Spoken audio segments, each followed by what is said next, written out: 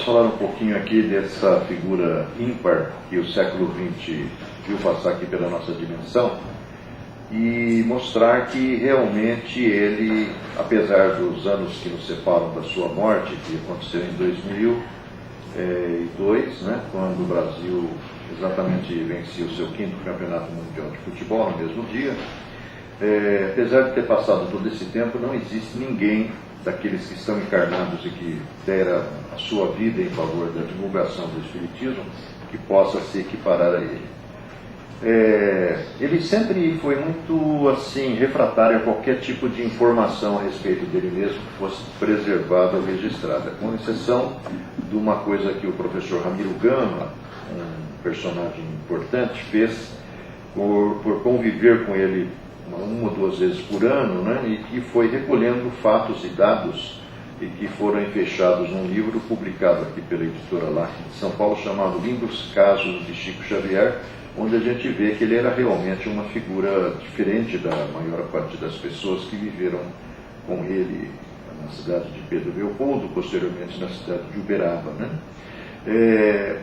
E na fase de Pedro Leopoldo, de 46, 47 até 1958, ele teve uma figura que esteve muito próximo dele. Na realidade, era uma reconexão com um espírito com quem tinha tido vivências em épocas remotas, chamado Arnaldo Rocha, que era o marido da Irma de Castro, que depois se tornaria muito conhecido pelo pseudônimo Meimei, já que ela, depois que começou a se manifestar através do Chico, começou a se identificar dessa forma, que é uma palavra de origem oriental, incluída num livro chamado, um livro do Lin Yutang, que é um prêmio Nobel de Literatura lá dos anos 40, e que na realidade tinha dois personagens que se tratavam como Meimei, né, que quer dizer amor puro. E a Irma de Castro adota esse pseudônimo, né? E o Arnaldo Rocha, depois do encontro aparentemente casual com Chico Xavier, se torna frequentador habitual da casa de Chico, lá na cidade de Pedro Leopoldo, na verdade a casa da dona Luísa, que era irmã do Chico, em cujo fundo, num quartinho lá vivia o Chico, nas horas que podia repousar, né? E o Arnaldo Rocha, evidentemente, conviveu com ele durante muito tempo. Depois da morte do Chico em 2002, tempos depois, um jornalista lá de Belo Horizonte conseguiu fazer com que o Arnaldo abrisse o baú e contasse parte daquelas histórias que vivenciou com o Chico, que ouviu do Chico. Fazendo assim rapidinho uma retrospectiva, tudo indica, pelo que ali está num livro chamado Diálogos com Chico Xavier, que é desse jornalista com Arnaldo Rocha, o Chico, a primeira encarnação que ele teve na Terra foi no Egito, na condição de uma rainha chamada Hatasu ou Hatshepsut. Inclusive tem lá no Egito um palácio lá numa região determinada, inclusive algumas pessoas amigas estiveram lá, ainda existe isso. Ela foi teria sido a primeira faraó mulher, e a história dela está, assim, de uma certa maneira, relatada num livro chamado Romance de uma Rainha, do Rochester, né? Que vai contar a história do Horenseb, do Taadar, que era uma espécie de um mago, e que fez a cabeça do nosso irmão Horenseb, que era um príncipe do Egito, que tinha lá suas devoções aos deuses pagãos, segundo a visão da Igreja Católica, e tinha um certo aparentamento lá com a Hatshepsut, né? Posteriormente, o Chico vai retornar ainda no Egito, e parte dessa história vai ser relatada num livro chamado Semíramis, de um grande personagem do Espiritismo em Minas Gerais, que é o Dr. Camilo Chaves, que foi político, foi empresário, foi dirigente da União Espírita Mineira, e que, na realidade, pouco antes de morrer, ele escreveu um livro que é o Semíramis, que conta as últimas fases da história dessa grande imperatriz da Babilônia, né, que foi um país, um povo lá que conquistou, inclusive, aprisionou os egípcios, aprisionou os judeus, aprisionou um monte de gente, e que a Semíramis, na realidade, foi responsável pela construção dos jardins suspensos da Babilônia. Na história da Samiramate, a futura Semíramis, na verdade, ela era filha de um sacerdote chamado Simas, que era o grande sacerdote do Egito, que que era conselheiro do faraó, que na narrativa vai ser envenenado pelo segundo filho, porque o primogênito deveria assumir o lugar do pai, mas o filho que estava na escala do segundo sucessor acaba envenenando o pai e assumindo o poder. E aí a irmã dele, que é a Chamis, que é o Chico, segundo diz ali o livro, né? O segundo é dito no livro Diálogos com Chico Xavier, ela acaba, na verdade, dando a letra lá para Semiramate e para o sacerdote, que fogem, vão se refugiar num determinado país vizinho, e depois as histórias dela e de outros personagens vão se conectar, e a Chamis desaparece da narrativa. A Chamis, que é o Chico, vai retornar mais ou menos no século V antes de Cristo, como uma menina prodígio, sobrinha de um sacerdote do solar de Apolo, do templo de Delfos, do oráculo de Delfos, e que é levada pelo tio, que é justamente o Emmanuel, para ser iniciada na condição de pitonisa, né? Posteriormente, o Chico vai retornar mais uma vez ligado ao Emmanuel, justamente na história relatada no livro há 2000 anos, como a Flávia, que é a filha que obriga o grande Públio Lentulus, o senador romano, a ir para Cafarnaum, na tentativa de, com a mudança do clima, por aconselhamento médico, fazer com que a filha dele conseguisse talvez reequilibrar a saúde, o que na verdade não vai ser feito pela mudança de clima, mas pela interferência direta de Jesus, que vai entrar na história relatada há 2000 anos, mais especificamente no capítulo 5 do 2000 anos. Posteriormente, o Chico, o espírito que a gente conhece como Chico Xavier, vai ressurgir numa outra narrativa, mais ou menos, acho que no século II, justamente, acho que no ano 177 aproximadamente, onde ela é uma menina de rua, numa ilha chamada Chipre, ali na região do Oriente, próximo à Grécia, e na verdade vai ser adotada por um escravo grego de nome Basílio, que não é outro senão Emmanuel, e muitos dos personagens do livro onde isso está contado, que é o livro Ave Cristo, estariam reencarnados agora no século XX ou nos bastidores, como o caso do Dr. Bezerra Menezes, como o caso no plano físico do Sr. José Gonçalves Pereira, do Joaquim Alves, que foi uma pessoa muito querida que a gente conheceu, que era o Jô, né? Ilustrador, fez muitas capas de livros espíritas e frequentou também, no fim da vida, trazido pela sobrinha, aqui a Casa do Caminho, onde a gente também presta alguns serviços. Posteriormente, o espírito conhecido como Chico vai ressurgir na virada do primeiro milênio, onde ainda está rolando as guerras chamadas Cruzadas, e ele vai ser ligada à família do Godofredo de Bouillon. Na verdade, o Godofredo de Bouillon, que foi o primeiro imperador lá de Jerusalém, depois da conquista dos Cruzados, né, para serem expulsos depois pelo Saladino. Na realidade, o Godofredo de Bouillon tinha um irmão chamado Luís de Bouillon, que na verdade acaba se engraçando justamente com a mulher de um irmão, que não é outro, aliás, mulher que não é outro senão o próprio Chico. Como nós estamos vendo, o Chico está sempre ressurgindo na condição feminina. Ela vai ser envenenada por uma rival, que é a mulher do Luís de Bouillon, e enciumada, suspeitando das tentativas do marido de investir em cima dela, ela acaba associando-se a uma outra serva e acabam envenenando o nosso espírito conhecido como Chico Xavier, que lá nesse livro chama-se Clara. Posteriormente ele vai ressurgir agora na época justamente da Inquisição, na condição de uma filha do Fernando e Isabel, os reis católicos, que financiaram a primeira excursão do Cristóvão Colombo pelo Oceano Atlântico, na tentativa de descobrir o caminho das Índias, e na realidade ela vai se chamar Joana, que era uma médium espontânea, sem saber disso, é claro, que na realidade havia se casado com um outro governante, parece que é austríaco, que ao chegar na Espanha acaba morrendo.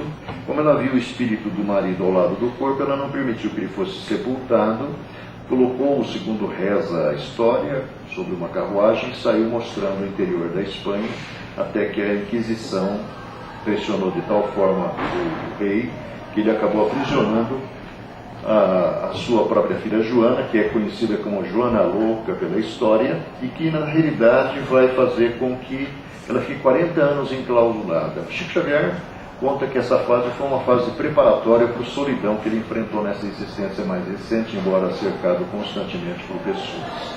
Depois dessa existência, ela vai ressurgir na França, na condição de uma protegida da Duquesa de Nemours. Duquesa de Nemours é a personagem que fez a cabeça da Catarina de Médicis para deflagrar aquilo que ficou conhecido como a Noite de São Bartolomeu, dia 24 de agosto de 1572, um massacre ocorrido a partir de Paris, depois na direção de todo o interior da França, contra os chamados huguenotes, que eram, na realidade, personagens ligados ao futuro marido da Margot, filha da Catarina de Médicis, que é o Henrique de Navarra.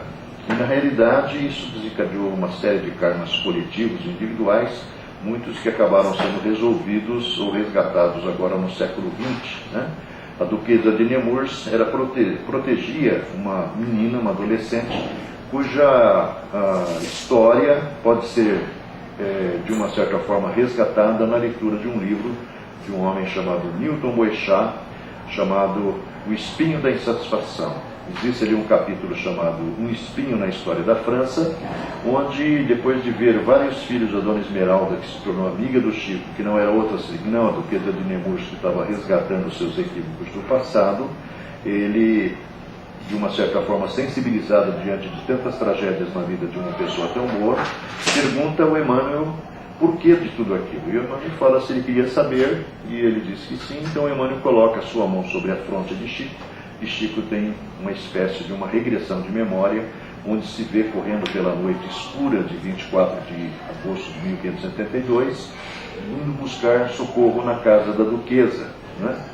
Essas histórias parece que vão se conectar com outros personagens aqui do século XX, como está relatado pelo Manuel Filomeno de Miranda num livro através do Divaldo Pereira Franco, intitulado, eu acho que é Entre Duas Vidas, ou Entre Dois Mundos, alguma coisa assim, onde nós vamos encontrar essa menina, essa adolescente, já na condição de mais adulta, sendo assediada por um personagem que voltaria nesse século XX para ser, de uma certa forma, abrigado lá na casa do Chico Xavier. Né?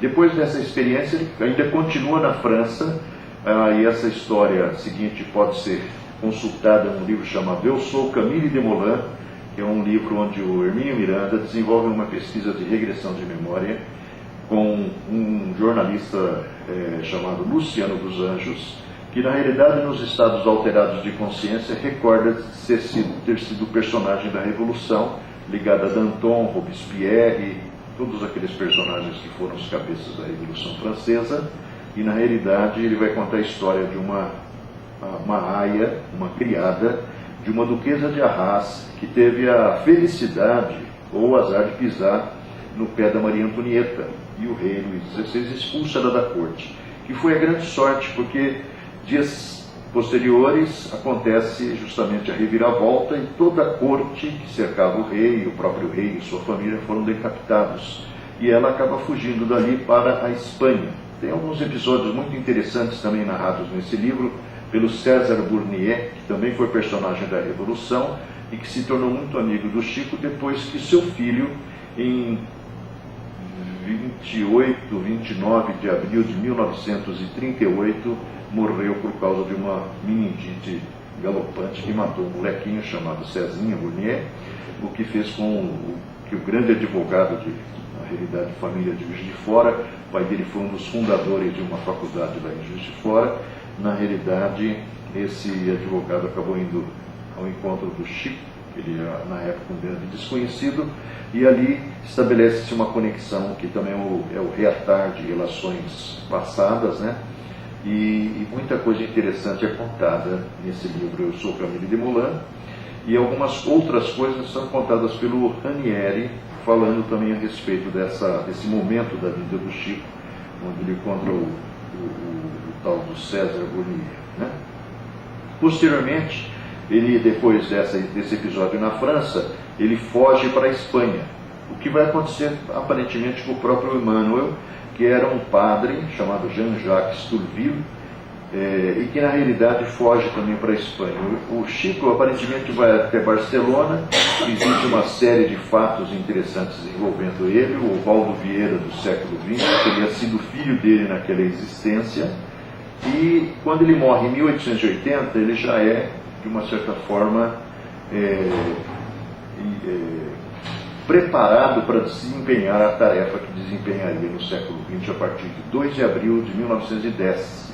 Segundo o Dr. Caio Ramaciotti relata nas versões mais recentes do livro Cartas de Inês de Castro, na realidade o Chico, em 1908, foi trazido a ver o lugar onde ele ia renascer para desempenhar a tarefa que desempenharia. E aí nós vamos, no relato que lá está, que o Chico teria contado para o Dr. Caio, visitando o lar miserável da Dona Maria João de Deus e do Sr. José Cândido Xavier. E na realidade ali nós vamos vendo de uma certa maneira se reencontrando com uma personagem muito cara, que era a Ana, a personagem do Há 2000 anos, que na realidade foi a babá da Flávia, né, que é a filha do Públio Lentulus, e que depois morreria junto com o Públio Lentulus, cego, na cidade de Pompeia, com a Flávia, que sobreviveu, ultrapassou aquela doença, e com a própria Ana, né? E a Ana retorna para que entre os seus filhos, os seus 9 filhos, recebesse naquele lote o personagem que a gente vai conhecer como Francisco, né, Cândido Xavier. Então, essa é uma retrospectiva da vida desse homem, que vai terminar em 2002, acho que no dia 30 de junho, né, no dia do encerramento da Copa do Mundo, depois de uma existência de 92 anos, assim, de muito trabalho, né? Então vamos ver uns pedaços aí a respeito da vida da pessoa, do médium e do sábio. A pessoa, vamos lá. Bom, ele vai na realidade renascer, um negocinho aqui, em Pedro Leopoldo, no dia 2 de abril de 1910, como 5º filho de João Cândido Xavier, chamei José, agora há pouco mais é João, e Maria João de Deus, filha de uma ex-escrava e de pai desconhecido, tendo sido registrado com o nome da casa de saúde em que nasceu, como João de Deus, né? Então por isso que ela chama Maria João de Deus, porque ela era filha de pai desconhecido e de uma escrava. Aos 5 anos perde a mãe, sendo entregue aos cuidados de uma madrinha de nome Rita, pessoa muito perturbada, onde passa a sofrer severos castigos para a sua idade, impostos pela senhora e seu filho Moacir, também um molequinho danado, né? Aos 8 de idade, na realidade, o pai dele, o Sr. João, acaba casando com a Dona Cidália Batista. E devia ser um espírito muito elevado mesmo, porque na realidade ele pôs uma exigência ao Sr. João, e essa exigência era reunir todos os filhos que estavam esparsos. E a Dona Ritinha não queria devolver o Chico. É até muito interessante e engraçada a história. Ele contou, acho que uma parte disso num programa da Hebe Camargo, muitos anos atrás, tanto é que a Hebe Camargo já deve estar até reencarnada, né? Mas na verdade é muito legal, porque quando a Dona Cidália recebe o Chico, ele vinha com uma camisola, né, que devia ser roupa da época, né, naquela época não tinha muita roupa, e ao levantar a camisola ela viu que ele tinha várias perfurações no abdômen por causa de garfadas que tinha recebido da Dona Rita. Pode parecer que é a historinha da carochinha, mas o senhor José Francisco Galves, que é um dos fundadores do Céu, que era o cara que... Chico tem 2 caras assim, 2 personagens que fazem parte mais próximo da vida dele na fase de Pedro Leopoldo e na fase aqui de São Paulo, de Uberaba, melhor dizer. Um é o tal do Arnaldo Rocha, que praticamente viveu próximo ao Chico até 1958, ficou com raiva do Chico quando o Chico saiu de Pedro Leopoldo sem falar nada para ninguém, levado pelo Valdo Vieira para Uberaba em 5 de janeiro de 1959. E outro personagem é Dona Nena Galves. Porque Dona Nena Galves, na realidade, o marido dela pegava o carro e ia buscar o Chico para vir fazer tratamento de acupuntura em São Paulo. Vinha fazer tratamento médico, vinha fazer consulta médica. O Chico tinha um monte de problema de saúde, veio fazer cirurgias, e o Chico tinha um quarto reservado para ele na casa dos Galves. O Chico deu aquele terreno onde está o Cultura Espírito União, o Centro Espírito União aqui na Democráticos, aqui no comecinho da Bandeirante, lá direito, faz um monte de árvore. Aquele terreno era do Chico, que deu para a família Galves para construir o centro, que lá está, né? Produzindo grandes resultados sociais, inclusive, e também de divulgação do Espiritismo, né? Então, na realidade, a dona Cidália pediu que o seu João trouxesse toda a gurizada de volta, fez com o seu João mais 6 filhos, e aí amarrou o Chico num compromisso danado, né? Porque quando ela estava para morrer, ela pediu ao Chico que cuidasse dos filhos dela, dos irmãos dele, por parte de pai, e não permitisse que acontecesse com eles o mesmo que aconteceu com as famílias da dona Maria João de Deus. E aí o Chico, dentro daquela disponibilidade habitual, disse que enquanto o último filho dela não se casasse, ele assumiria a responsabilidade, né? Aos 10 anos, em 1920, por orientação do confessor Sebastião Scarzelli, ele foi trabalhar na fiação e tecelagem em Cachoeira Grande. Na época parece que não tinha mão de obra infantil, né? Mas tinha sim. E trabalhava ainda num horário cruel, era da 3 da meia-noite, sendo que às 6h30 a dona Cidália obrigava ele a levantar para ir para a escola. E ele fez o curso primário. E foi repetente 2 vezes do 4º ano primário, porque tinha um problema de saúde que fez com que ele saísse da tecelagem. Porque a umidade, aquele pó da lã, de tudo aquilo que vinha para a produção de tecidos na fiação e tecelagem, Cachoeira Grande, acabou comprometendo o funcionamento do seu pulmão, né? Aos 12 anos, em 1922, era o centenário da independência do Brasil. E aí ele participou de um evento lá na escola, onde teve uma redação premiada, né? E ele passou por uma avaliação. Na época, a avaliação do ensino público era feita por personagens da cidade, médicos, assim, pessoas com um pouco mais de cultura, eram provas orais, onde se avaliava uma série de características, né? E aqui nesse ano, conforme está explicado num livro chamado Notáveis Reportagens de Chico Xavier, que são reportagens feitas pelo jornal o Globo em 1935, esse médico aqui, Cristiano Ottoni, chegou à seguinte avaliação do Chico. Ele tinha uma instrução abaixo do nível, porque também trabalhava até meia-noite, levantava às 6h30. Uma criança não tinha muita condição de absorver muito conhecimento, né? Apesar de ser um menino de inteligência muito lúcida, segundo o médico avaliou, superior à normal, uma excelente memória e um grande poder de assimilação e presença de espírito. Essa foi a avaliação dele em 1922. Aos 15 anos, que é aquela foto azul que vocês estão vendo ali, ele, na realidade, em função das condições precárias de trabalho, ritmo de vida, foi acometido de uma doença chamada coreia, que a pessoa fica com tremores, né? E isso obrigou ele a largar o primeiro emprego, passando a trabalhar na venda do seu José Felizardo, aí fazendo um serviço de balcão, limpeza, e cuidava da horta, né? Tem passagens muito interessantes nessa fase, porque ele começou a avistar espíritos, tipo Augusto dos Anjos, que tem, não sei se vocês conhecem poesias do Augusto dos Anjos, mas é um vocabulário assim extremamente diferente, né? Palavras de muita... E ele ficava buzinando na orelha do Chico, e o Chico não entendia aquela palavreada, porque a cultura dele era limitada, né? Enquanto ele cuidava lá de regar os canteiros de alho. E o Augusto dos Anjos insistia, tem passagens onde ele conta isso, e que na verdade ele não conseguia entender, né? Aí por fim Augusto dos Anjos às vezes se exasperava e falava assim, falava que ele era muito burro, então largava de fato, coloque a palavra que você acha que se entende aí. Essa passagem está em alguns livros de Deus. Aos 17 anos acontece a atividade onde ele vai dar a sua primeira, talvez, contribuição no que diz respeito à parte mediúnica, né? E, na realidade, aos 17 anos, no dia 8 de julho, nós vamos ver no segundo pedaço aí, ele, na verdade, dias depois da primeira psicografia de um espírito amigo, aparentemente o Emmanuel, na realidade ele vai ver no seu quarto a figura de uma cidadã iluminada que vai dizer se chamar Isabel de Aragão. Como ele não tinha cultura, ele não sabia, pensou que era uma família local. E aí ele vai, no dia seguinte, perguntar para as pessoas da cidade se conheciam a família dos Aragão, a tal da Isabel. Mas na verdade ninguém conhecia, até que dias depois veio o confessor da Isabel de Aragão e disse que ela tinha sido uma rainha portuguesa, conhecida como Rainha das Rosas, né? E aí essa mulher veio chamá-lo para fazer caridade. E ele dizia que não podia dar nada para os pobres, porque ele mesmo era muito pobre, muitas vezes não tinha nem o que comer. E aí ela disse que na realidade os recursos iam aparecer. Dias depois ele e a dona Luísa vão para uma ponte lá da cidade de Pedro Leopoldo, e na verdade distribuindo os primeiros pães para os moradores embaixo da ponte. Uma atividade que vai seguir até Uberaba, onde ele vai ter uma sopa para os miseráveis, junto com o Valdo Vieira, junto com o pessoal da Comunhão Espírita Cristã.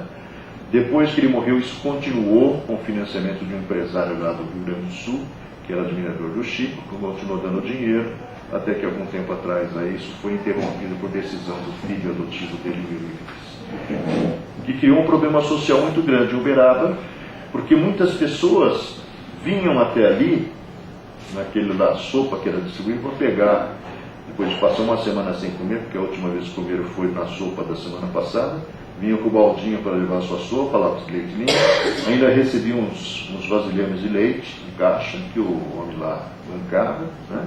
E infelizmente foi interrompido lá por iniciativa do filho adotivo do Chico. Em abril assume aquela condição que eu citei há pouco, né? O compromisso de cuidar dos seus irmãos mais novos, que são 6, impedindo que fossem dispersados entre amigos da família, como aconteceu com ele e seus irmãos maternos. Recebe aí, logo em seguida, aos 21 anos, ele estava psicografando, segundo consta, né, uma poesia do, acho que é Casimiro Cunha, e de repente começou a sentir uma espécie de incômodo num dos olhos, o olho esquerdo, e na realidade isso deixa ele meio, qualquer coisa no nosso olho irritante, né? E na verdade ele começa a pedir socorro, e aí o Dr. Bezerra vem e faz uma análise. O espírito do Dr. Bezerra diz que o problema era sério, que ele tinha que procurar um médico da Terra para que os seus familiares não julgassem que ele tivesse ficado fanático demais. E aí o diagnóstico foi na realidade um amolecimento do olho esquerdo, por isso que ele usava aquele óculos, e se você ouvia sem óculos, você via que ele tinha um desfocar aqui em uma das vistas, que é justamente o olho esquerdo, né? Aos 23 anos, ele cede às pressões do pai para tentar a oportunidade de emprego oferecida por um intelectual mineiro.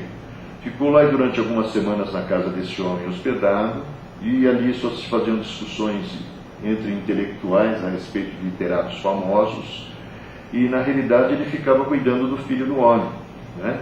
Ele ouvia aquelas conversas, não entendia patavina, e passou 1, 2, 3 semanas e nada de aparecer o tal do emprego. Aí ele chegou à conclusão que tinha que voltar para casa. Mas quando os caras souberam que ele ia voltar, foram até a estação ferroviária e na realidade propuseram a ele que ajudariam ele a arrumar um emprego, mas ele tinha que negar que a autoria de todos aqueles versos que tinham saído lá no Parnaso dele em túmulo, na realidade não eram de espíritos, mas de autoria dele mesmo. E ele, muito sincero consigo mesmo, disse que não podia fazer aquilo, né? E aí um dos intelectuais que estavam tentando dissuadi-lo de assumir a posição de médium disse que ele não passava de um sofrer, né? Que na realidade sofrer é uma espécie de um pássaro que imita o canto dos outros, com perfeição. E aí ele ficou muito chocado com aquilo, né? E aí imediatamente ele na realidade pedindo imediatamente, seu pensamento se ligou ao do Emmanuel, e ele contou para o Emmanuel qual era o problema, porque o Emmanuel tinha desaconselhado ele de ir até a cidade de Belo Horizonte para tentar essa oportunidade de emprego, mas também, por outro lado, ele não podia contrariar o pai, e ele acabou indo, e aí deu no que deu, ou seja, deu em nada.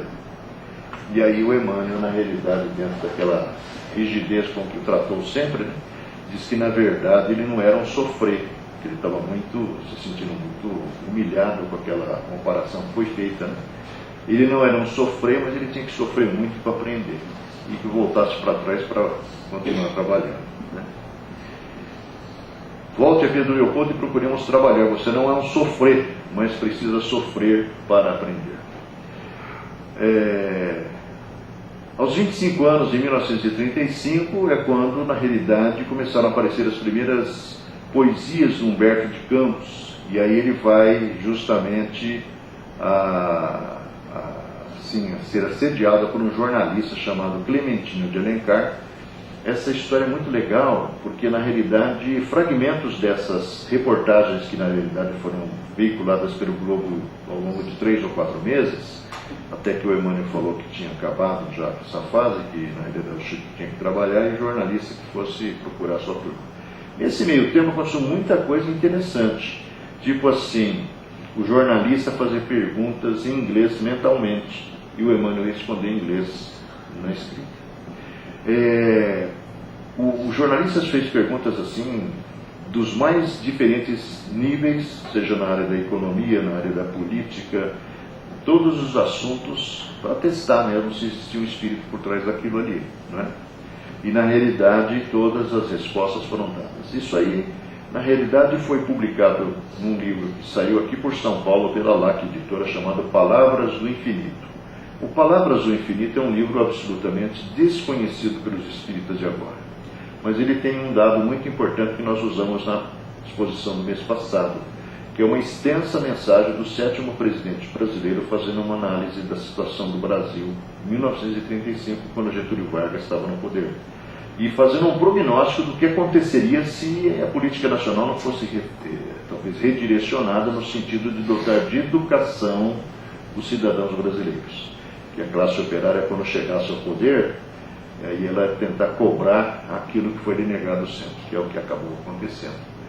Nessa época, né, o seu José Felizardo, dono da vendinha onde ele trabalhava, teve um AVC, ficou doente, morreu, e na realidade, por vários fatores, ele acaba sendo empregado na Fazenda Modelo, que é uma fazenda experimental do Ministério da Agricultura, dirigido por um homem chamado Rômulo Joviano, que era um engenheiro agrônomo formado na Inglaterra, com especialização na Escócia, um homem que entendia muito de criação de gado, e que na realidade o colocou lá como um faxineiro, né?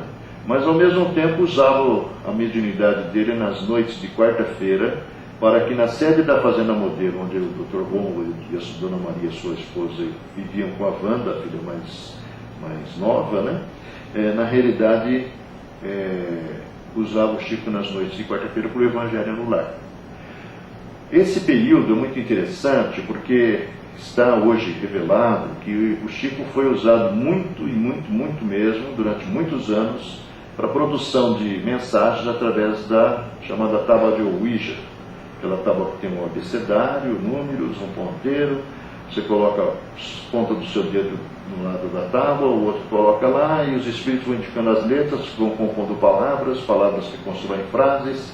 O Emmanuel desenvolveu um sistema de pontuação para que as mensagens fossem talvez melhor compreendidas. Isso está revelado num livro, porque em 2010, melhor dizendo, quando se celebrou o centenário do nascimento de Chico, um mineiro lá de Belo Horizonte acabou descobrindo que a dona Wanda Joviana, filha do Dr. Rômulo, estava viva no Rio. Falando que o Dr. Rômulo mudou em 1952 para trabalhar no Ministério da Agricultura, porque o Ministério da Agricultura era no Rio, né? E na verdade a dona Wanda tinha guardado todo o documentário que a mãe dela tinha preservado em envelopes de plástico dentro de pastas. Aí esse cidadão pediu para ela fazer um expurgo daquilo que era apenas abordagens familiares, e vão nascer 3 livros.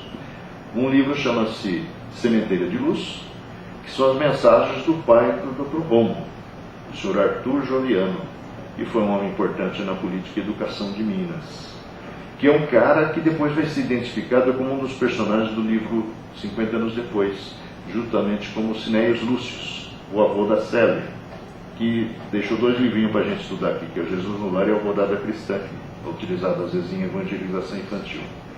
Surgiu um livro chamado Deus Conosco, onde o Emmanuel vai se revelar inclusive como prescritor de medicamentos homeopáticos para tratamento de saúde do Dr. Rômulo, da sua esposa, dos seus filhos, né?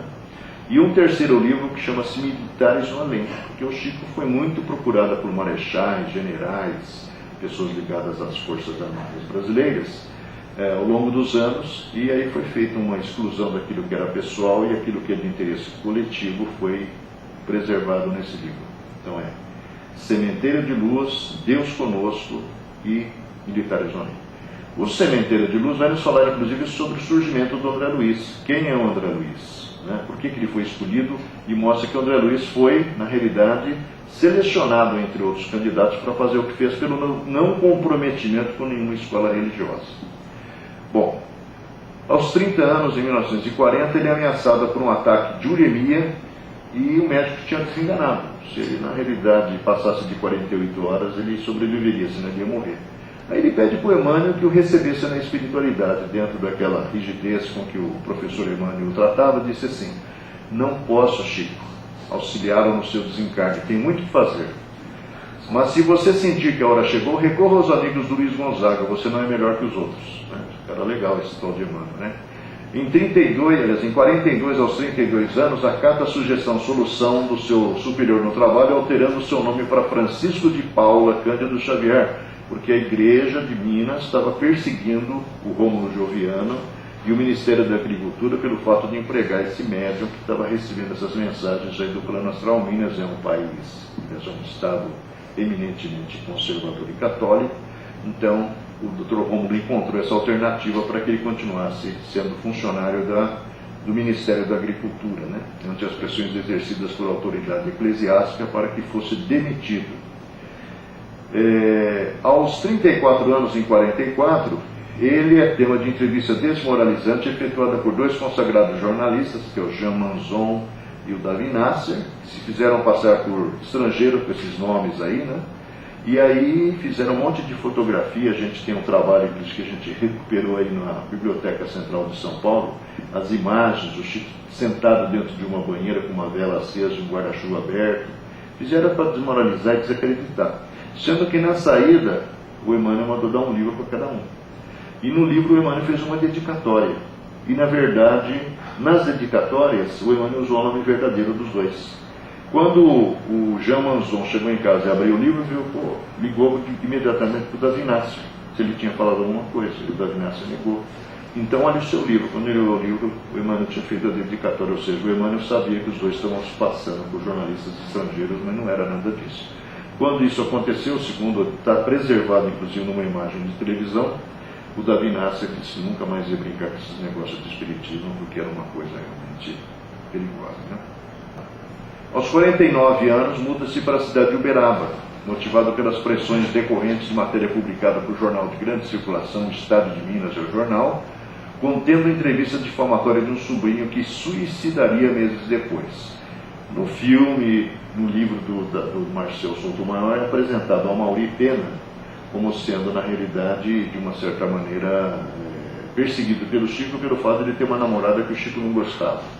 Mas na verdade não era isso. Esse Mauri Pena era um médium extraordinário, recebeu uma continuação dos Lusíadas do próprio Camões, que chegou a vir para São Paulo para ser publicado, e posteriormente o Chico pediu para os editores aqui da LAC devolverem os originais que foram destruídos.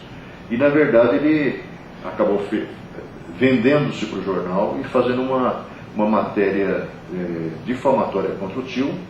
E as pressões lá na cidade de Pedro Leopoldo, que não era muito grande, né, começaram a ser muito grandes, inclusive dos familiares. E aí o Valdo Vieira acaba levando ele para morar na cidade de Uberaba. Saiu só com a roupa do corpo e um caderno, ao que tudo indica, não levou nada com ele. E o pessoal de Pedro Leopoldo ficou muito ressentido, né? O próprio Arnaldo Rocha, que nunca mais falou com o Chico. Só no final da vida, agora parece que eles tiveram algum contato no final da vida do Chico, né? Aos 58 anos ele passa por uma outra cirurgia, dessa vez de próstata, em um hospital da cidade de São Paulo. É muito legal essa passagem. Tem um livro agora do Dr. Eurípides Castro, que era, na realidade, um professor da Faculdade de Medicina de Uberaba, que era amigo do Valdo Vieira, que era estudante, que era aluno dele, e que, na realidade, tinha uma mulher obsediada. Quando o Chico mudou para Uberaba, o Emmanuel, o Valdo Vieira, aproximou os dois. E aí o Chico sugeriu que a mulher do Dr. Eurípides e ele participassem das reuniões de obsessão que começaram a acontecer na Comunhão Espírita Cristã. A mulher melhorou, os anos passaram, o Dr. Eurípides veio para São Paulo, foi clinicar, e foi ele que interviu para que o Chico fosse internado anonimamente nesse hospital, que é o Santa Helena, aqui na Vergueira, né? E na realidade, quando o Chico estava lá anônimo, uma personagem que poucas pessoas ouviram falar, que é a filha não sei se é dono da Antártica, da família Zerrener, na realidade descobriu que o Chico estava lá e foi lá para conversar com o Chico.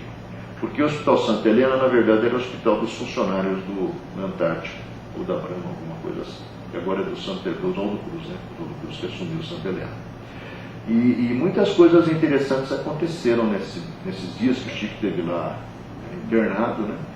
Uma delas é relatada pelo Dr. Eurípides, nesse livro que foi lançado pelo Gênio, contando algumas vivências pessoais, onde o Chico, quando o corpo se dirigia para a sala de cirurgia, na realidade, o espírito dele começou a andar lá pelo subsolo do hospital. E ele fez, quando recobra a consciência, uma descrição de um amplo salão que existia lá embaixo, e negaram que existisse. Porém, o hospital estava passando por reformas, para ampliação, e ao perfurar uma parede, eles descobriram que aquela área que o Chico dizia que existia, lá estava. E o Chico disse que no subsolo havia muitas áreas de acomodação de espíritos recém-desencarnados, aguardando transferência para outros locais aí do plano espiritual. Tem uma série de fatos que está nesse livro, do Gênio também, esse Dr. Eurípides, que era trabalhador do céu, do Centro Espírito União, relata nesse livro, né? Aos 66, ele sofre um infarto no miocárdio, impondo-lhe um quadro de angina que o perseguiria até o fim da vida, com grandes desconfortos físicos, né? Aos 75 anos, em 1985, ele, na verdade, abre mão de um donativo de 22 milhões a ele oferecido por admiradora da cidade de Nanuque, Minas Gerais, em favor do Hospital da Caridade, que era o chamado Hospital do Pênfigo, da dona Carmen Ferreira, se não me falha a memória, né? Hoje já um hospital aparentemente mudado no seu foco, porque o problema do pênfigo foliáceo parece que foi meio que debelado naquela região, que tem íntima ligação àquela região do sul de Minas, ao que tudo indica, com grandes inquisidores do passado, que queimaram muita gente viva e vieram com essa doença de pele, né, que dá a sensação de ardor e de queimadura constante, fica tudo em feridas. Nós estivemos lá visitando eles em 75 e 76, e devia ser realmente muito ruim. A gente, ao longo dos anos, mandou muito medicamento aqui de São Paulo para lá, que a gente conhecia, conseguia através de amostras grátis, para preparação de ungüentos para aliviar um pouco as sensações de queimação que aqueles coitados lá enfrentavam. Aí, aos 92, em 2002, ele acaba desencarnando no dia 30 de junho, do modo como desejaram, um dia em que o povo estivesse muito feliz, porque aí podiam deixar ele desencarnar tranquilo, o que não foi tanto assim, porque o velório dele acho que demorou uns 3 dias para terminar, né? A tal legião de pessoas que iam visitar lá o corpo do nosso irmão. Vamos ele como médium. Na realidade, como está escrito lá no livro do Dr. Caio, ele, ao que tudo indica, foi preparado para desempenhar essa tarefa. No livro Recordações da Mediunidade, do delegado, advogado, político Rafael Ranieri, capítulo 78, ele vai dizer que ele sempre foi mulher. É a primeira encarnação dele como homem. E na realidade ele queria voltar como mulher novamente, mas a espiritualidade disse que se ele fizesse isso, ele não faria o que tinha que fazer. Então ele veio naquela posição onde você via que, ao que tudo indica, era uma personalidade feminina embutida no corpo masculino. O livro é Recordações de Chico Xavier, capítulo 78, que joga uma pá de cal em cima dessa história que Chico é o Kardec, né? E isso foi escrito em 74. Não existia essa história do Kardec e Chico, porque isso é uma história já do final do século XX. Surgiu lá numa confraternização de mocidades, onde um tal de Antônio Baduí Filho, que é um médico, ele na realidade psicografou uma mensagem presumivelmente do Hilário Silva, onde o Hilário Silva faria essa conexão entre Chico e Kardec, né? Mas antes tem outro documento lá, da voz do próprio Chico, no livro do Ranieri, dizendo que ele sempre foi mulher. Ele contou para Hebe Camargo que aos 4 anos de idade, ele na realidade corrige o pai. Eles tinham voltado de uma missa, todo mundo católico, só que a igreja ficava a 11 quilômetros de distância, eles caminhavam aquele tanto pé, e ao retornar uma noite, garoando, frio, aquela região, uma região montanhosa e fria, na verdade o pai desatou a falar a respeito de uma mulher que tinha tido lá acho que um aborto, alguma coisa assim. E na verdade faz uma série de comentários e o molequinho está lá no chão brincando.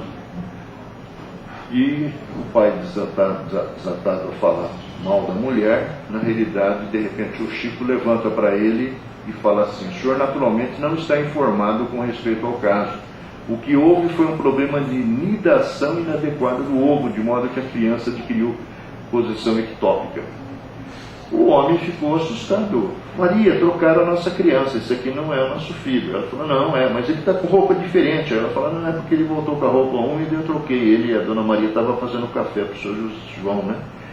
E na realidade o pai pergunta para ele onde é que ele teve aquela informação, e ele disse que é um homem que estava ali do lado que tinha falado para ele falar isso para o pai, né? Ou seja, o fenômeno mediúnico já começava a se desenhar. Aos 5 anos ele perde a mãe, né? E na realidade é dado lá para a dona Ritinha, apanhava, tinha hora para apanhar todo dia, e na verdade ele ia para o fundo do quintal onde tinha umas bananeiras, onde ele começou a avistar a dona Maria de Deus, que tinha dito a ele para não acreditar quando alguém dissesse que ela tinha morrido, que ela ia para o hospital, ia ser tratada, mas ela voltava para ficar com ele. E isso se deu ao longo de várias semanas, até que Dona Cidália Batista aparece na história, o pai dele se casa e ele é reagrupado com os outros irmãos. Aos 12 anos, em 1922, ele recebe, na realidade, um prêmio em todo o estado, porque é o ano em que se comemorava o centenário da independência do Brasil, e ele, na realidade, via um homem dentro da sala de aula dizendo para ele escrever determinada coisa. Ele ficou meio cismado, 12 anos, foi falar com a professora, falou para ele voltar lá, parar de falar besteira e escrever. Aí ele escreveu uma redação que começa assim, O Brasil descoberto por Pedro Álvares Cabral pode ser comparado ao mais precioso diamante do mundo, que logo passou a ser engastado na coroa portuguesa. É um argumento meio pouco comum numa criança de 12 anos, né? Bastante cultura. E essa redação ganhou o prêmio, na época, envolvendo redações selecionadas entre todo o estado de Minas. Aos 17, em 1927, depois de ter um contato com a dona Carmen Perácio, José Hermínio Perácio, e essa história é muito interessante, porque ela também vai se conectar com a história de um médium que existia na cidade de Belo Horizonte, que era amigo do seu José Hermínio. O seu José Hermínio era administrador de uma fazenda em Maquiné, ou a fazenda Maquiné. E na realidade ele tinha um amigo lá na cidade de Belo Horizonte, chamado Pascoal alguma coisa. E na realidade houveram alguns episódios assim envolvendo o seu José Hermínio e a dona Carmen com esse médium.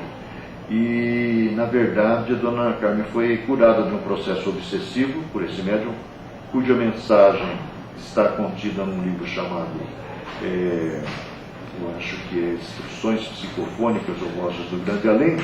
E, na realidade, no livro Chico Xavier em Pedro Leopoldo, do Divaldinho Matos, pela editora Didier, está contada essa passagem. Um certo dia, esse médium lá, o Pascoal, não me lembro agora o sobrenome dele, falou que a missão que o José Hermínio e Dona Carmen tinham era ajudar esse cara aqui. Porque, na verdade, ele tinha um grande papel a desempenhar na evolução da ideia do Espiritismo.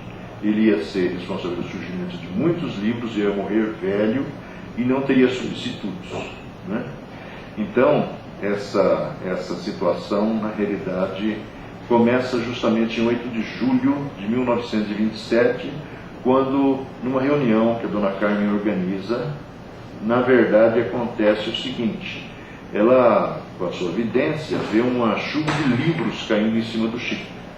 E ela pede para o Chico pegar uma folha de papel e um lápis, e ele começa a psicografar uma mensagem estimulando o serviço da caridade, assinada por um espírito amigo. Foi a primeira mensagem que ele psicografou mesmo, né? Aí ele fica de 27 a 31, praticamente, recebendo mensagens quase diariamente, todas anônimas. Em 31 ele conhece o Emmanuel, que até essa altura não tinha aparecido para ele. E ao se avistar com o Emmanuel, perguntado o que fazer com todo aquele conteúdo que ele veio produzir, ele falou para rasgar e jogar tudo fora, que foi só para ele treinar, né? Que é justamente aos 21 anos, olha lá. Que é o momento em que o Emmanuel faz aquela afirmação, que ele pergunta qual era a recomendação para que pudesse cumprir a sua missão. E o Emmanuel sai por disciplina, que parece que ele levou a sério, porque ele não dava um espirro se não pedir licença para o Emmanuel, né? O jornal O Globo, em 32, quando sai lá a tal da matéria em sucessivas partes, ao longo de vários meses, né, ele, na verdade, é entrevistado por esse Clementino de Alencar.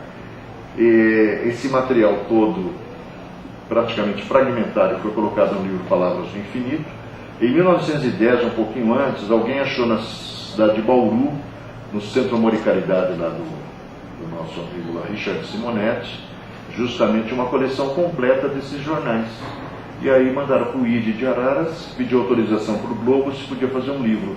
E aí nasceu Notáveis Reportagens de Chico Xavier, onde você vai ver toda a história construída pelo Clementino de Alencar. Um livro legal para se ler, muito interessante, porque o Chico vai falar sobre saúde, vai falar sobre cremação pela primeira vez, dizendo que é 50 horas pelo menos para esperar para cremar o indivíduo, né? Em 35 foi o que originou aquela série de reportagens, é justamente esse avistamento com Humberto de Campos, que passou a escrever através dele. Aos 26, ele vai para a primeira vez ao Rio, levar a documentação do Dr. Longo para o Ministério da Agricultura, e na verdade é lançado Cartas de uma Morte, que é um livro também pouquíssimo conhecido, mas que é muito interessante, porque a Maria João de Deus, que o Dr. Caio Ramaciotti disse que o Chico falou para ele que a Dona Maria João de Deus não era lavadeira, ela na verdade era uma intelectual do passado que pediu para vir naquela condição de extrema escassez e dificuldade para poder se redimir de alguns enganos que cometeu no uso da palavra através da literatura, porque ela teria sido uma literata famosa no passado, né? Em mais de uma existência. Aos 27 anos, ele vem ao Teatro Municipal de São Paulo, que é uma coisa também poucas pessoas sabem, onde aconteceu um primeiro encontro de metapsíquica na cidade de São Paulo. Metapsíquica era uma corrente nascida na França no final do século XIX, começo do século XX, por um prêmio Nobel de Fisiologia chamado Charles Richet.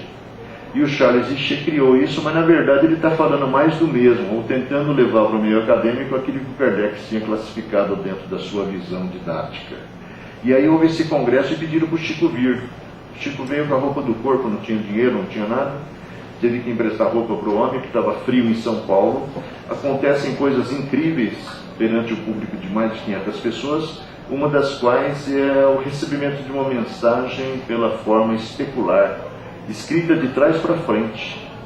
Só se podia entender o que estava escrito se pusesse o papel contra a luz ou então diante de um espelho, que realmente era uma saudação em inglês feita pelo Emmanuel, espírito, para os participantes do congresso, sendo que o Chico não conhecia inglês.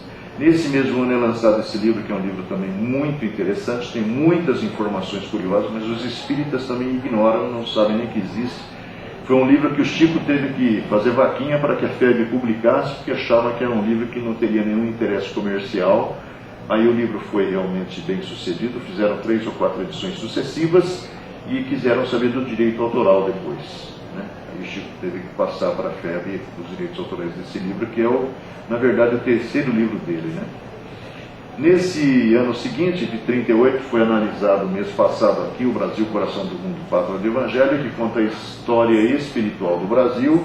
Esse livro aqui que conta a história da evolução da espécie humana aqui na Terra e do próprio surgimento do planeta. O Palavras do Infinito, que fecha parte daquelas reportagens. E aí o Emmanuel, em 39, vai iniciar justamente a série de livros autobiográficos, né? Começa com 2000 anos, Ave Cristo, Renúncia e o Ave Cristo, né? Repetir aqui. Tem uns 50 anos depois que eu não pus ali. Aos 31 anos, em 1941, ele é apresentado ao espírito que se tornaria conhecido como André Luiz, que fica 2 anos se familiarizando, talvez identificando com as energias do médium para construir a série Nosso Lar. Ele conta parte disso, é muito legal também, se vocês puderem ler, muito legal mesmo para quem gosta de história, principalmente do médium aí, um livro chamado Testemunhos de Chico Xavier. O que é Testemunhos de Chico Xavier? Na realidade, o Chico trocava uma correspondência com o Dr. Antônio Vantuil de Freitas, que era um empresário no ramo farmacêutico, e que foi presidente da FEB durante muito tempo, até 1965, me parece, quando ele teve um AVC e saiu fora. E o que acontece é que, na realidade, o Chico trocava muita correspondência com ele, falando sobre os livros que seriam lançados, que estavam sendo preparados, acatando críticas que às vezes o pessoal da FEB fazia aos conteúdos dos livros, né? E na realidade, ali você vai encontrar que o Chico começou o Emmanuel apresentou ele ao chamado André Luiz Futuro, né? Porque na realidade não foi identificado o nome dele verdadeiro. Posteriormente descobriu-se que era o Carlos Chagas. Por que o nome não foi identificado? Porque o Chico, quando Humberto de Campos escreveu seus livros, apareceu André Luiz, o Chico estava envolvido no processo Humberto de Campos. E para não criar problemas com os remanescentes da família do Carlos Chagas, que morreu no mesmo ano que o próprio Humberto de Campos, em 1934. Mas não morreu como personagem do livro Nosso Lar. Na verdade, o personagem do livro é um outro médico de Niterói, identificado, ao que tudo indica, pelo Luciano dos Anjos, que morreu uns 2 anos atrás, porque o Carlos Chagas morreu, acho que de problemas cardiovasculares. E o personagem do livro lá morre de câncer no intestino por causa do cigarro e do destempero emocional e tudo mais, né? Então, o autor pegou um personagem lá, que poderia servir de modelo, e colocou nos 2 primeiros capítulos, e depois ele assume a personalidade do tal do André Luiz, que é o nome do irmão do Chico, que estava deitado no quarto onde o Chico dormia, né? Onde ele dividia espaço com outros irmãos. E aí o tal do André, quando perguntado como poderia ser chamado, ele fala assim: como é que chama a pessoa que está aí, né? É André Luiz. Então pode me chamar de André Luiz. E assim nasceu o pseudônimo. Aos 36, em 46, cumpre-se a primeira meta, porque quando houve aquele encontro em 31 com o Emmanuel falou que eles tinham um compromisso a desenvolver na área da literatura. E aí a gente raciocinando e analisando criticamente, a gente vai ver que de 32 a 36 não apareceu nada. Ou seja, se existia 30 livros a serem produzidos, não tinha um programa, não tinha um plano. Se tinha, alguma coisa estava segurando.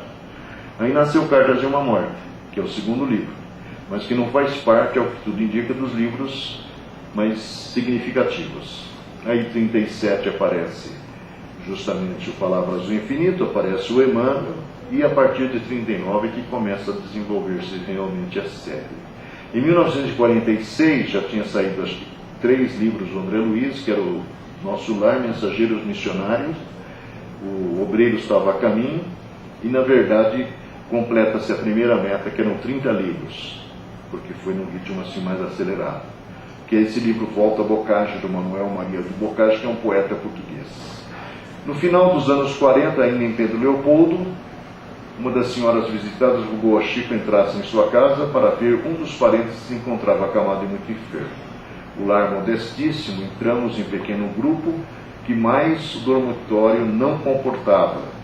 O enfermo no leito exalava um odor nauseante, a ponto de fazer um dos visitantes sentir-se mal, obrigando-se a retirar e levando os demais a empreender esforços visíveis para sustentar-se no posto de socorro. O médium rogou por uma prece. Quando as primeiras palavras eram articuladas na busca do mundo maior, uma onda de éter varreu todo o ambiente, seguida por uma brisa perfumada em magnólia. Essa tal do éter era a característica dominante da Sheila, que era uma entidade que tem histórias muito incríveis pela frente, transformando a atmosfera interior num recanto de paz. Isso é contado pelo Joaquim Alves, que a gente citou há pouco, né? No livro 40 anos no mundo da mediunidade de Chico Xavier, do Roque Jacim, que é um livro também hoje acho que nem publicado, mas um livro muito legal. De repente o Chico assumiu ares estranhos. Eles estão em pleno trabalho de desobsessão, se falou aí sobre isso agora há pouco, né? De pé, andando de lá para cá pelo quarto, manifestava a presença de um capitão de navio, posto a pique em combate em mares angreenses, Angra dos Reis, né? Presumimos por volta de 1800 a 1810. Travara combate com corsários franceses. Demonstrava o cuidado com seus comandados com a carga com o inimigo. Muitas outras manifestações se apresentaram aos nossos olhos. Um juiz que vendera sua consciência, parece até que é hoje, né? A época do primeiro império de Dom Pedro I, proferindo sentenças iníquas para obter títulos de nobreza, fortuna e prestígio político. A farra dos franciscanos que, na ganância, luxúria e avidez por riquezas, matavam os viajantes que pernoitavam no convento para roubá-los. As bacanais, as missas negras, o furto de recém-nascidos nas senzalas e os rituais sacrílegos. Isso aí tudo está acontecendo lá nas manifestações que foram se sucedendo, porque isso acabou desembocando lá em Pedro Leopoldo depois, onde os inocentinhos serviam de oferenda na prática de bruxaria, cujos sangues eram ingeridos pelos padres lá. Houve um desfile de uma horda de criaturas satânicas, sórdidas, cruéis. Olha os diferentes estados da alma na erraticidade aglutinados pela vibração. Seres em forma de répteis. E olha que legal isso aqui, legal, isso é interessante, né? Homens e mulheres que, por vício degenerativo de suas mentes, que a nossa mente é que determina a nossa morfologia, achavam-se travestidos, exibindo grandes órgãos sexuais masculinos ou femininos. Fenômenos de zoantropia, tão terríveis e nauseabundos. Tem nesse livro aí uma descrição do Arnaldo, dizendo que o Chico uma hora começou a rastejar no chão que nem uma cobra, numa metamorfose dentro dessa tal de zoantropia. Dá uma lida nesse livro depois, Mandato de Amor, é um livro assim incrível, principalmente a parte que o Arnaldo fala, porque o resto é assim, relações meio superficiais, meio esporádicas, eventuais. O Arnaldo era frequentador diário da casa do Chico lá e esteve muito perto dele, por isso que ele ficou chateado quando o Chico foi embora sem dar tchau. Esse aqui, ontem à noite eu fui falar no centro, que tem os originais dessas gravuras aí. Na realidade, em 1951, 52, o Chico serviu de médium de efeitos físicos. E o Joaquim Alves, que era um profissional na área de marketing da Gessilever, que hoje acho que é aquela empresa que dona da Rexona, que patrocina até vôlei feminino, né, onde o Bernardinho lá é técnico. Na realidade, o Jô era profissional da área de marketing. O chefe dele, o José Gonçalves Pereira, é o fundador da Casa Transitória. Se converteu ao Espiritismo por causa do Jô, um encontro casual num elevador, que levou o seu José a conhecer o grupo Alta de Souza, a campanha da Alta de Souza, que você passa uma semana, deixa uma lista de gêneros alimentícios, um saquinho, uma sacolinha, e a pessoa coloca na semana seguinte, você vai buscar para dar para os miseráveis, né? E na realidade o Jô testemunhou em 51 e 52, conforme ele descreve no livro 40 anos de mediunidade do Chico do Roque Jacinto, manifestações, e ele esboçou isso depois com a aerografia, que é um processo de produção de imagem, né? Na época não dava para tirar foto, não dava para filmar, não tinha infravermelho, não tinha nada disso. Então o jeito de fazer foi ele se ilustrar. Então o Chico ficava num quarto contíguo ao local onde estavam algumas poucas pessoas convidadas e aconteciam as materializações. Então lá no centro que eu fui ontem, nas paredes, lá estão os originais. Tem a imagem do Emmanuel, da Dona Alvina, mãe do seu Gonçalves, da Meimei, da Sheila. Tem uns 5 ou 6 espíritos materializados, de uma certa forma ilustrados aí pelo nosso amigo. Essa daí, se não me falha a memória, é a Meimei, né? E isso na realidade acabou se estendendo por quase 2 anos, até que o Emmanuel mandou parar, porque o Chico na verdade tinha que se dedicar mesmo, era a produção de livros. No livro 40 anos de mediunidade, o Jô conta essa história. O 40 anos de mediunidade, na verdade, foi uma ideia que o Roque Jacinto teve, e ele pegou o Herculano Pires para falar da filosofia dentro da obra do Chico Xavier, o Ari Lex, o Walter Radamesa Corsi, que foi um grande professor da escola Luiz de Queiroz de Piracicaba, o Luiz Monteiro de Barros, personagens que tiveram contato com o Chico, e o próprio Jô, que conta várias passagens muito curiosas a respeito. Por exemplo, havia entre o grupo que é de São Paulo para lá, o seu Gonçalves, o Jô, um tal de José Bissoli, e o Bissoli tinha problemas gástricos, digestivos, má digestão. E numa da materialização, que era muito comum esses 2 anos, né, uma dessas aparece a Sheila, que dizem aí que foi uma enfermeira que foi filha do Dr. Fritz lá na Primeira Guerra Mundial na Alemanha, né? E aí, quando ela pediu para as pessoas falarem de problemas que tinham na área da saúde, o Bissoli falou, ela, com um sotaque alemão, falou que o Bissoli comia muita manteiga. E aí ela materializou, segundo está descrito ali, um aparelho que colocou sobre o abdômen do Bissoli e é como se fosse uma tela de televisão de plasma e você via todo o funcionamento da parte digestiva do cara. Aí ela bateu como se fosse uma radiografia, vamos dizer, a linguagem que a gente pode usar, e disse que ia levar lá para os caras fazerem um diagnóstico e apresentar a recomendação médica do plano espiritual para o Bissoli, para melhorar o seu problema. Está nesse livro aí a descrição. 40 anos de mediunidade. Nessa passagem que tem aí, Chico aplicava passes. Ao nosso lado ocorreu um ruído, qual se algum objeto de pequeno porte tivesse sido arremessado sem muita violência. Está tudo escuro. Jô, disse o médium, Sheila deu-lhe um presente. Logo mais, procuramos em derredor e vimos um caramujo grande e adoravelmente belo, estriado em delicadas cores. Apanhamo-lo incontinente, verificamos nele água marinha, salgada e gelada com restos de uma areia fresca. Sheila o transportara para nós. Estávamos lá em Uberaba, a centenas de quilômetros de uma nesga de mar, no Triângulo Mineiro, em manhã de sol abrasador que crescava a vegetação e em nossas mãos o caramujo que o Espírito nos ofertara, servindo-se da mediunidade do Chico. Ele tinha transporte, materialização, processos de cura. Nessas vezes que a gente esteve lá, você ia tomar o passe, que ele também se colocava como passista nas reuniões públicas, na época 75, 76, e o pessoal levava muitas garrafas de água, não tinha garrafa de plástico, era tudo de vidro. Olha, a água saía perfumada. Não que ele colocasse a mão sobre a água, era do próprio ambiente onde ele estava, isso acontecia. Tem passagens muito interessantes a respeito dele. Uma onda de perfume, corporifica-se o espírito Sheila, loiro e jovial, falando com seu sotaque forte alemão, língua exercida em sua derradeira romagem terrestre. Essa aqui é aquela passagem que eu falei.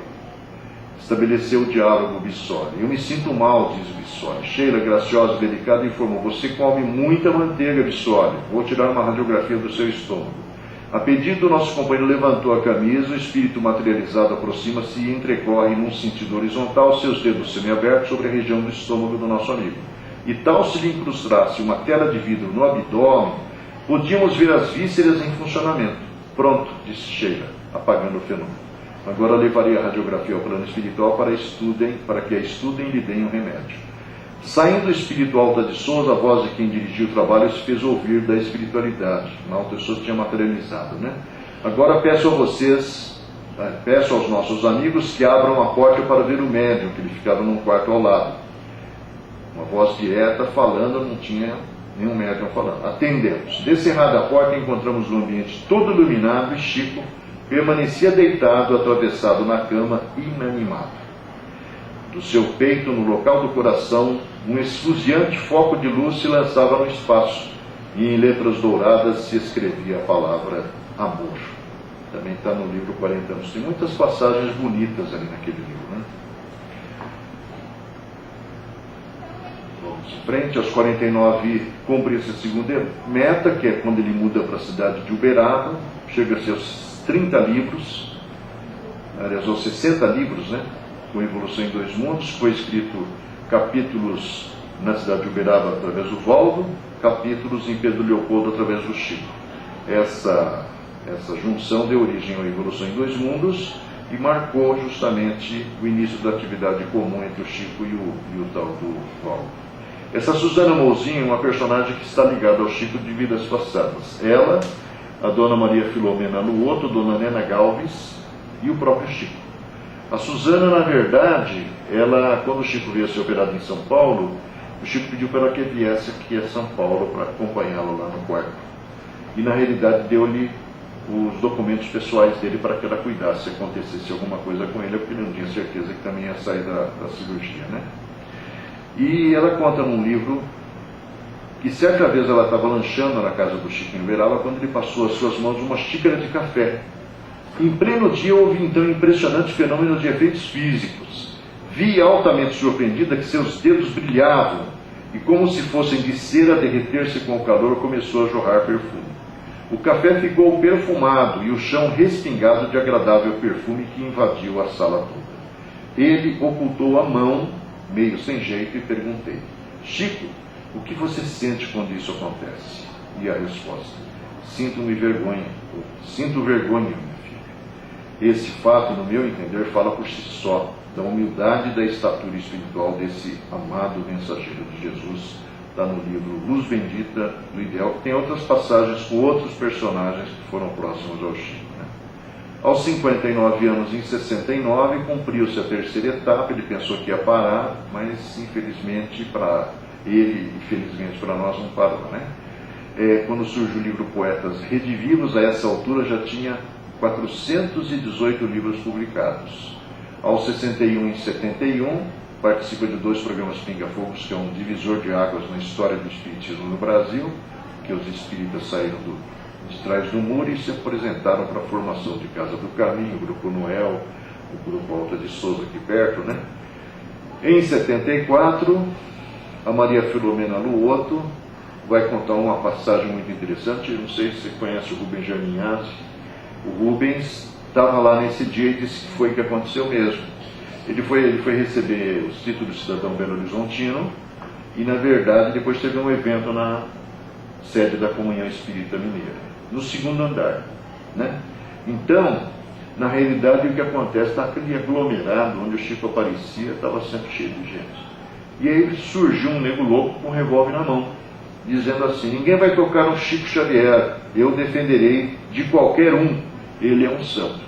Bom, aquele aglomerado, não precisa dizer que praticamente houve um esvaziamento súbito do ambiente, todo mundo saiu correndo, E o Chico ficou num canto. O Rubens disse que ele se aproximou o Chico se aproximou dele e pediu para ele ajudá-lo.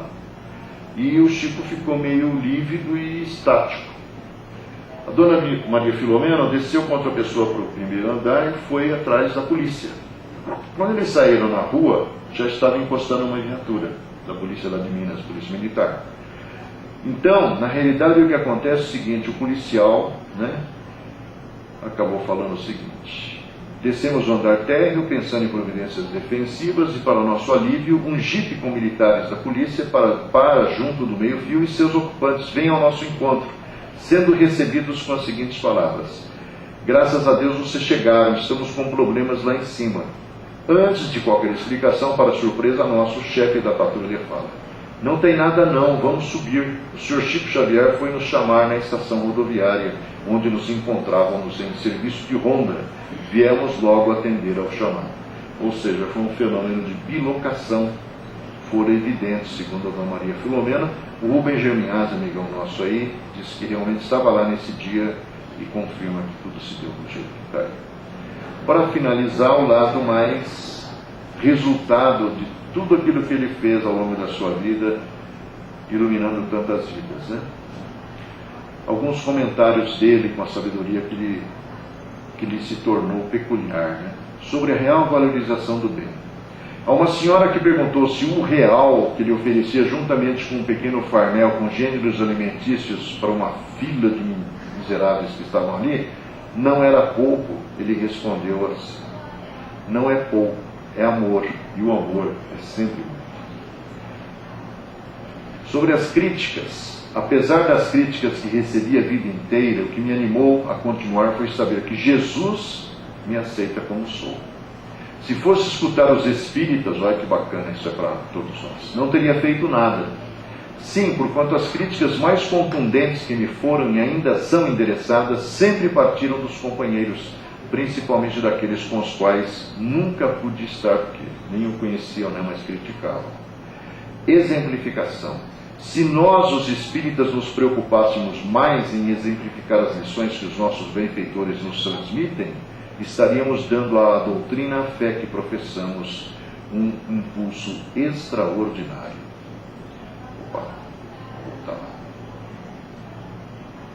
Infelizmente, achamos que a vivência dos nossos princípios é com os outros e não conosco, Que é isso que a gente vê que domina no nosso meio, O trauma. O trauma psicológico só pode ser tratado à custa de muito amor.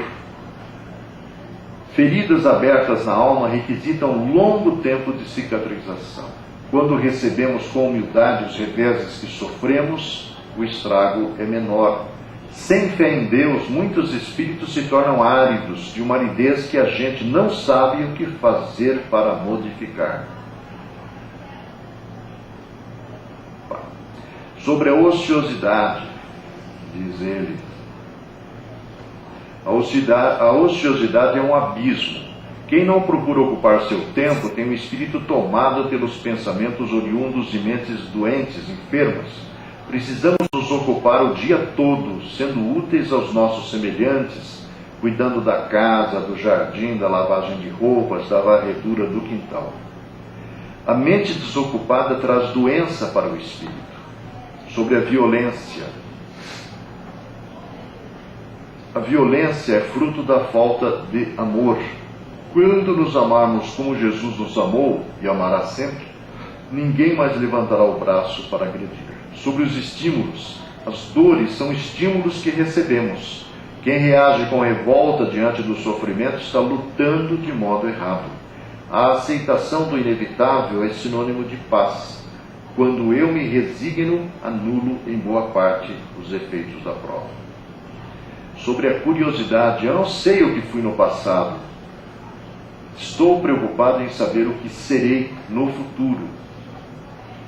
Para tanto, sei que o tempo presente é fundamental.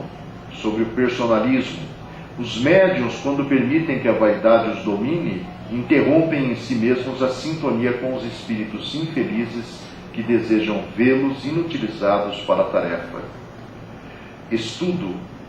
Precisamos estudar a doutrina, conhecê-la, mas acima de tudo precisamos senti-la. Só quem sente a grandeza da doutrina e quanto ela pode fazer pelos nossos irmãos em humanidade, consegue abraçá-la com idealismo. Sobre a carência. A violência no mundo é falta de Deus no coração. Sobre o exercício espiritual da caridade é o caminho mais curto para o aperfeiçoamento íntimo. Sobre a providência divina, não podemos nos entregar ao desânimo, carecemos de maior confiança na providência divina. Os espíritos amigos fazem o que podem para nos ajudar. O problema é que nem sempre fazemos a parte que nos compete. Tudo queremos obter sem o menor esforço de renovação. Sobre o controle emocional, a cólera é tomada para a obsessão. Quem se encoleriza ao perder o controle emocional de si mesmo, permite o assédio dos espíritos infelizes em sintonia natural. Sobre a fuga, ninguém foge ao compromisso. Quem deserta da obrigação complica o caminho. Às vezes, a oportunidade que relegamos demorará muito a se renovar para nós, pois existem espíritos que esperam 100, 220 anos que a mesma oportunidade de ascensão se repita para eles. Sobre as doenças e as angústias são condições da alma enferma. O corpo espiritual estampa o reflexo de cada ser. Enquanto não formos saudáveis espiritualmente, precisaremos da medicina com frequência.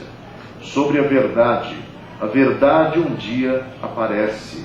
Um dia nos fitaremos sem qualquer subterfúgio. Penso que esse dia será um dia terrível. O dia que não mais nos será possível qualquer contestação da própria realidade. Sobre o sexo, sem dúvida, está na base da maioria dos conflitos psicológicos das criaturas. Todos estão à procura de satisfação que, em essência, se traduz pela realização de si mesmos. Agora, ninguém será feliz à custa da infelicidade alheia. Sem Jesus, os dramas humanos sempre me ensinaram que sem Jesus jamais conseguiremos resolver os conflitos psicológicos que nos atormentam. Nenhuma prece fica com sinceridade sem resposta. Às vezes a solução do problema é complicada. Não depende apenas do esforço dos benfeitores espirituais. Sobre o pão aos pobres, um pedaço de pão que se dê aos pobres tem mais argumentos perante a lei do que todas as explanações da inteligência. Sobre o perdão, sem que nos disponhamos a perdoar uns aos outros, não suportaremos o peso das provações. Sobre o mundo espiritual começa aqui. A Terra é uma dimensão espiritual materializada. Somos espíritos ocupando um corpo materializado. A morte significa apenas um passo adiante na caminhada. Não adianta trocar a roupa sem tomar banho. Após a desencarnação, enfrentaremos a nossa própria realidade. Para o espírito que se liberta, é extremamente difícil a constatação do tempo perdido. Sobre o caráter, o menino que cresce longe do trabalho sofrerá sérios danos na formação do caráter. Sobre a depressão, se cura à custa de trabalho. Às vezes o remédio é necessário, mas o trabalho é indispensável sempre. Sobre a autoavaliação, o contato com tantos espíritos me ensinou que eu não passo de mais um. E aí acabou.